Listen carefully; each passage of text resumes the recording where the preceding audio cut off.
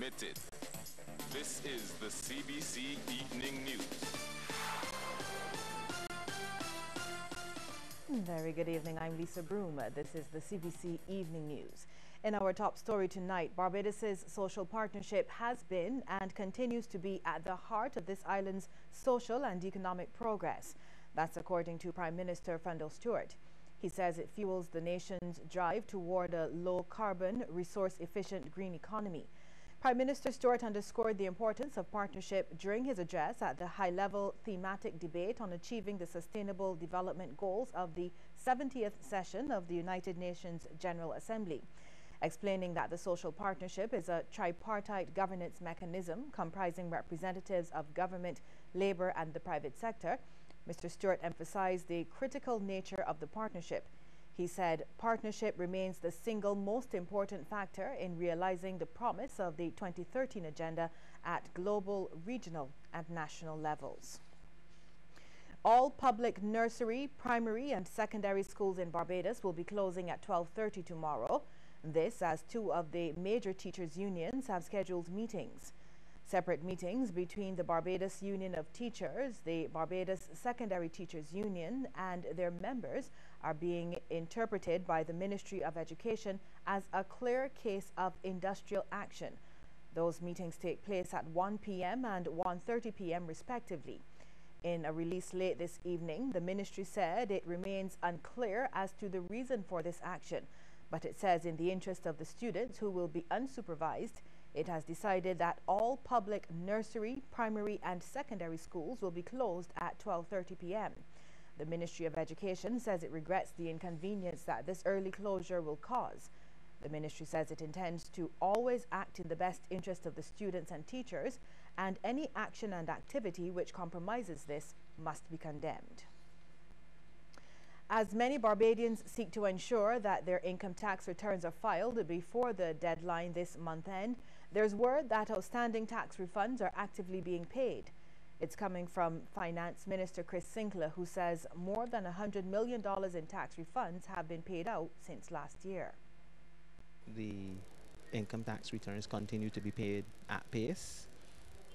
I don't think people really understand that you can have in excess of 50,000 to pay out, and tens of millions of dollars. It can go as high as, in any given year, 60, 70, sometimes $80 million. And that's on income tax alone. There's not value-added tax or corporation tax or anything else. Between February last year and April last year and February this year, we paid out, BRA paid out about $170 million in income tax, in tax returns, refunds. Mr. Sinclair said it's not a case of government having the money and not wanting to pay it out, and explained the process is primarily revenue driven. There's no separate expenditure item that is called refunds. It is based on how much money is taken in terms of revenue, and then you take out what has to be returned, and it is returned through the refund process. So that's how it works. So it is really a cash flow issue. Money coming in, money going out. If the cash flow is tight for whatever reasons, government's debt payments, government social safety net programs, certain strategic operations in the society, such as transport, sanitation, and so forth and so on, then that has an influence or an impact on how much money and how quickly those returns are paid out. The Rihanna phenomenon has captured the attention of the world, and now the University of the West Indies Cave Hill has unveiled a book examining the influence of the Barbadian superstar in a seriously intellectual way. The text is titled Rihanna, Barbados World Girl in Global Popular Culture, and is written by Professor Kerwin Best, Dr. Aaron Kamuga and Dr. Don Marshall. The editors were UE Vice-Chancellor Professor Sir Hilary Beckles and Dr. Heather Russell, Associate Professor of English at Florida International University.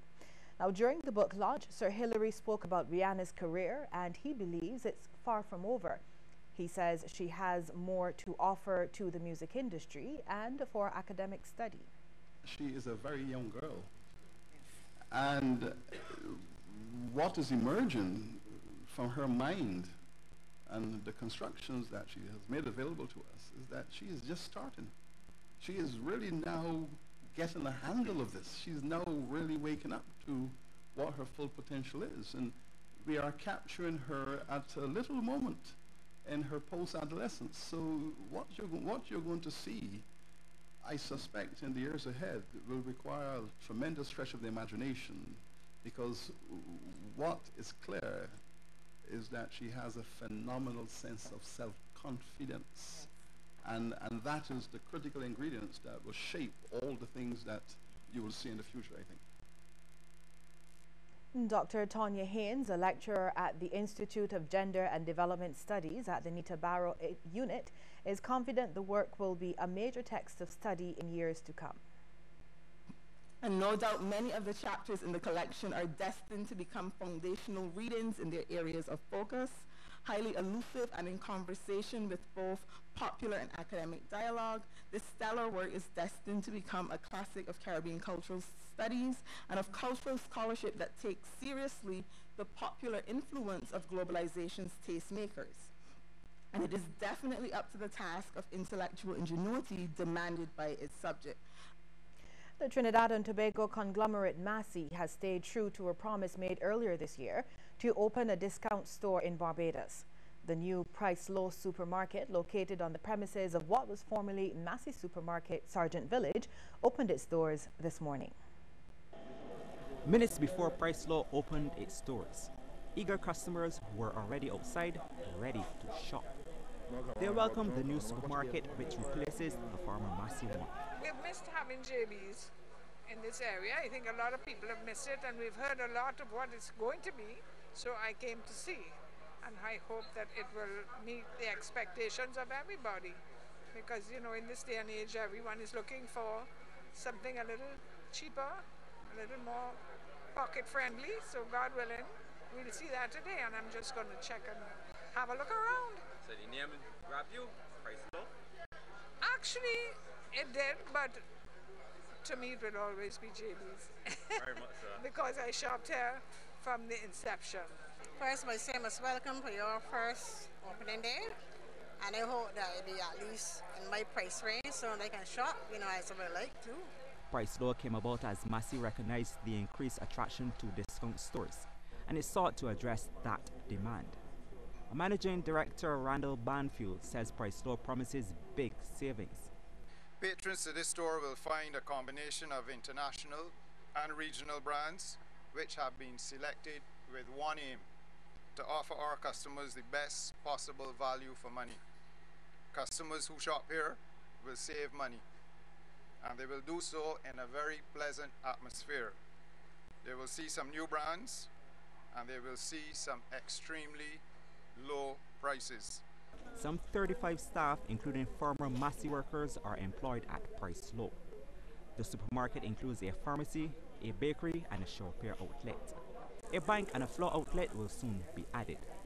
Mr. Banfield says Price Low has partnered with farmers in Barbados and is committed to that sector. We're very proud of the relationship we have with the farmers in Barbados, and if you look at the shelf, you'll find a lot of locally grown product here on our shelf, and we are very stringent in making sure that the product that we have on our shelf is from registered and licensed farmers. Massey intends to move ahead with plans for its mega supermarket at Kendall Hill in Christchurch. Mr. Banfield expects ground will be broken soon.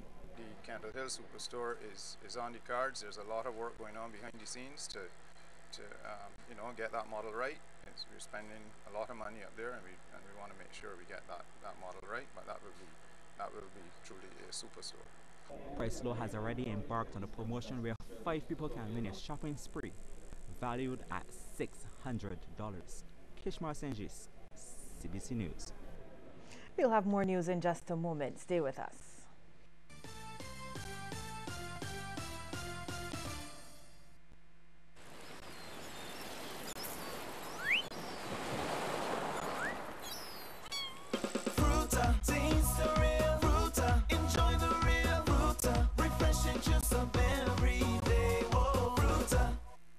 A lot of people think that fast bikes are cool, and the girls show like the guys who ride them. But like so many things about life, you gotta be careful.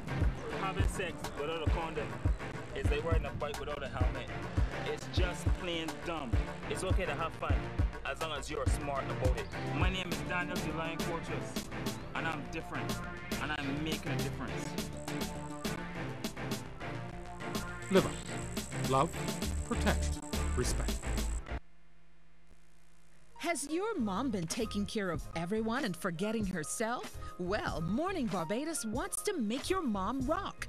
Email a photo with a short story on why mom deserves this treat. Include her name and contact details, and watch Morning Barbados for the announcement of the Make Mom Rock Makeover winner. Stoosh stylist Patrice DaCosta Fernandez will transform mom's look through hair, makeup, and wardrobe, plus other great prizes to be won. Email your photo and story to ccrawford@cbc.bb for a chance to make mom rock for Mother's Day. Get your entries in by April 29th.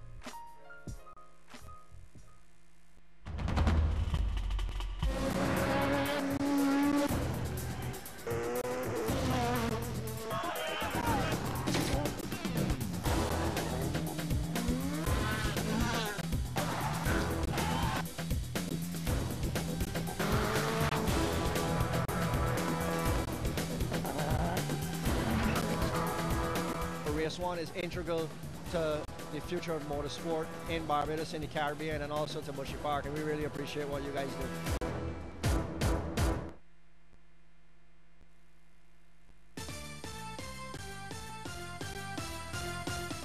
In the wake of the recent arrests of crop thieves, the Ministry of Agriculture and Police have launched another response to this type of crime. They've established a predial larceny hotline. The number is 428-3333 and will be operational 24 hours a day.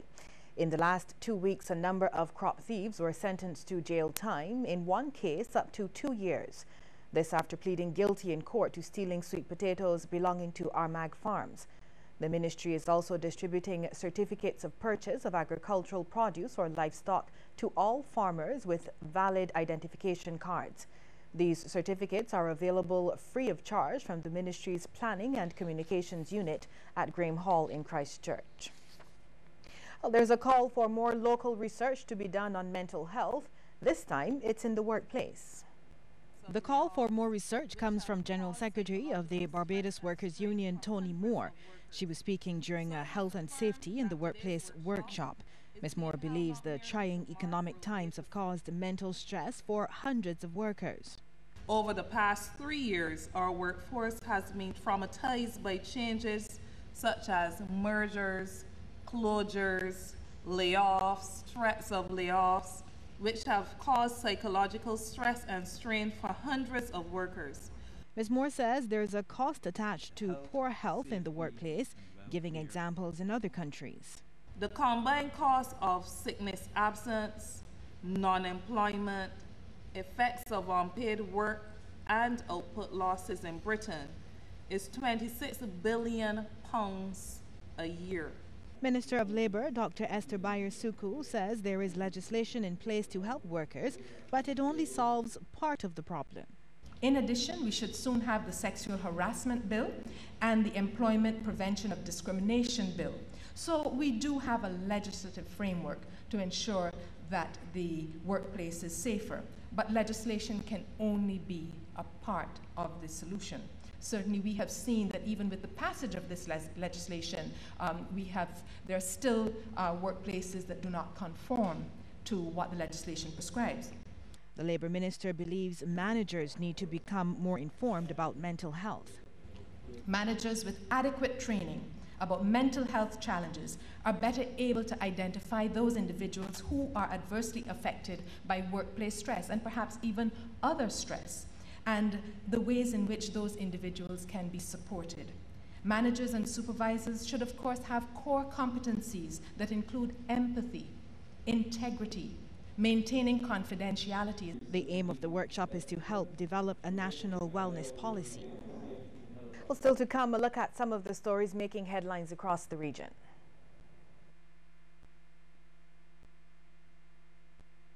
Where do others